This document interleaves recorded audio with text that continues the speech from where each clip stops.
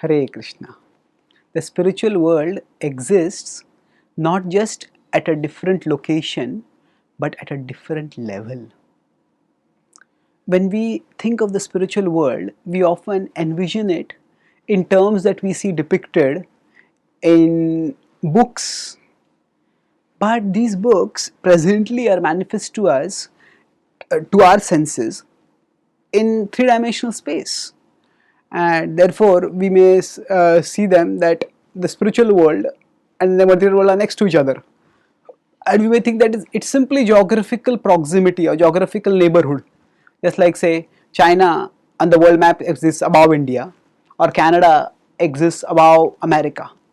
So like that we may think, okay, the spiritual world exists above the material world. However,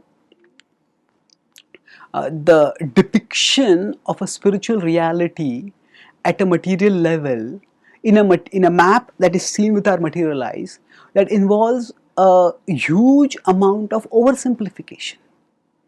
That means that actually we just can't show the material world and spiritual world in neighborhood, because they are not existing at the same level of reality.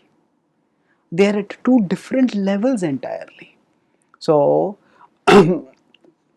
now what does it mean that there are two different levels? Just as when we have to compare two similar objects. We may compare one apple with another apple, and we may say, oh, this is sweeter, this is not so sweet.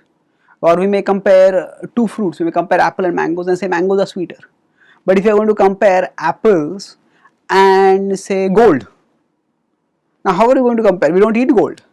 Now we have to have some common denominator for comparison. And say the common denominator could be that money. Oh, gold is much more valuable than apple, or gold is more valuable than mangoes, whatever. So the point is, there has to be some common denominator by which some comparison can take place, or some kind of interrelationship can be established. So just for the sake of depiction, we have that common denominator that this is here and this is here. But the reality is actually much deeper. And the spiritual level is beyond the material entirely. And in that sense, it's not just in a different location, it's at a different level of reality. In 8.20, in the Bhagavad Gita, Krishna states, Parastasmat bhavonyo vyakto vyaktat sanatanaha yahasa sarveshu bhuteshu nashyatsu na vinashyati. Krishna says, Parastasmat bhavonyo. There is another reality which exists beyond this reality, and that reality continues to exist even when the material world, some part of the material world exists or the material world is destroyed. So it exists at a different level of reality, and that implies that when the spiritual world exists thus at a higher level, actually it is not affected by anything material. And that because it's a level of consciousness. Yes, there is a place, spiritual world, which we go to, but it's not just simply geographical traveling to attain the spiritual world. Actually, our consciousness has to travel, our consciousness has to get elevated. And only when such elevation happens, then we will attain the spiritual world. And that's why later in 12.8 in the Bhagavad Gita, Krishna states that Mayyeva mana dhatsva may buddhim niveshaya nivasishyasi mayyeva ata urdhvam na samshayah. He says, if our mind and intelligence are fixed in Him, then we already live in Him. Then actually we don't exist in the material world, we are already existing in the spiritual world. That is the conception of Jivan Mukti.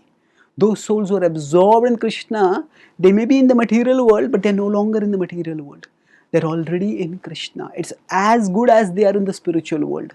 It is, they may be functioning in the material world right now, but as soon as their body's lifespan ends, they'll be transported to the spiritual world. Their heart, their soul is already absorbed in Krishna in the spiritual world. So sometimes we may feel the spiritual world is so far away, how will I attain it? But instead of thinking of how far it is in terms of distance, we can think how the essence of the spiritual world, Krishna, is so close to us in our heart.